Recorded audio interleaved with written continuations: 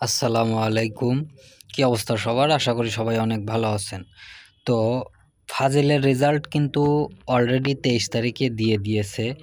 এখন পর্যন্ত যারা রেজাল্ট দেখেন নাই এবং যারা এখন পর্যন্ত রেজাল্ট আপনারা অনলাইনের মাধ্যমে দেখতে পান নাই বা যান্ত্রিক সমস্যার কারণে, অনলাইনে ত্রুটি থাকার কারণে অথবা যে কোনো সমস্যার কারণে যারা এখনও আপনারা রেজাল্ট দেখতে পান নাই, তাদের উদ্দেশ্যেই এই ভিডিওটি। আপনারা চাইলে আমাকে যদি কমেন্ট বক্সে আপনার রেজিস্ট্রেশন নাম্বার এবং কোন ইয়ারে আপনি লেখাপড়া করছেন, কোন ইয়ার আপনার, সেটি যদি আমাকে দেন তাহলে আমি আপনার রেজাল্টটি খুব সহজেই দেখে দিতে পারবো। এই ভিডিওটি শুধু তাদের জন্য যারা এখন পর্যন্ত রেজাল্ট দেখতে পান নাই। দেখেন, আমি একটা রেজাল্ট দেখতেছি ইনস্ট্যান্ট। এইমাত্র আমি একটা রেজিস্ট্রেশন নাম্বার কালেক্ট করে আমাকে একজন কমেন্ট বক্সে দিয়েছিল, তার রেজাল্টটি আমি দেখে দিলাম। এবং সে সেকেন্ড ইয়ারে, ফাজিলের সেকেন্ড ইয়ারে পরীক্ষা দিয়েছে।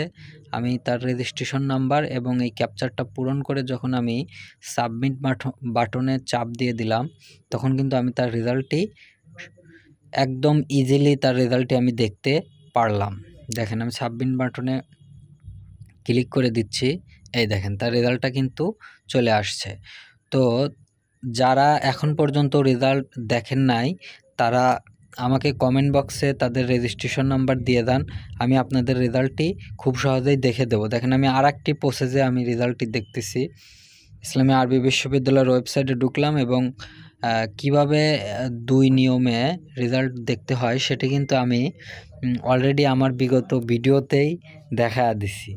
এখন পর্যন্ত যারা দেখেন নাই, আমি আবারও তাদের বলতেছি যে আপনারা এই যে 2টা নিয়ম দেখাইলাম, এই 2 নিয়মের মাধ্যমে আপনারা ট্রাই করলেই আপনারা রেজাল্টটি দেখে ফেলতে পারবেন। তো এই ভিডিওটি আমার করার উদ্দেশ্য হলো যে আজকে রেজাল্টের 4 দিন পরে আমি এই ভিডিওটি মেক করলাম, যে যারা এখন পর্যন্ত, আমি ফেসবুকে ঢোকার সাথে সাথে দেখলাম যে এখন পর্যন্ত অনেকেই তাদের রেজাল্ট দেখতে পায় নাই।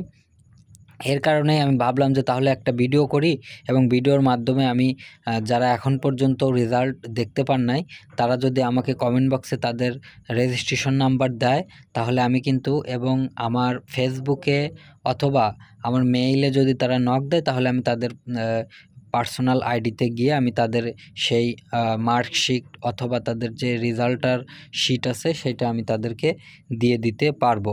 এই উদ্দেশ্যে আমি এই ভিডিওটি মেক করেছি। তো এই ভিডিওটি করার উদ্দেশ্য যেটা ছিল আমি বলে দিলাম। তো যারা এখনও রেজাল্ট পান নাই বা যান্ত্রিক সমস্যার কারণে দেখতে পান নাই, তারা হতাশ হবেন না। একবার আমাকে রেজিস্ট্রেশন নাম্বার কমেন্ট বক্সে দিয়ে দেখুন, আমি একবার ট্রাই করে দেখি আপনার রেজাল্ট কি আসছে না কেন, কি সমস্যা, আপনারা চাইলে আমাকে কমেন্ট বক্সে দিতে পারেন। তো এই ভিডিওটি এই পর্যন্তই। ভালো লাগলে কমেন্ট বক্সে দিয়ে দাও।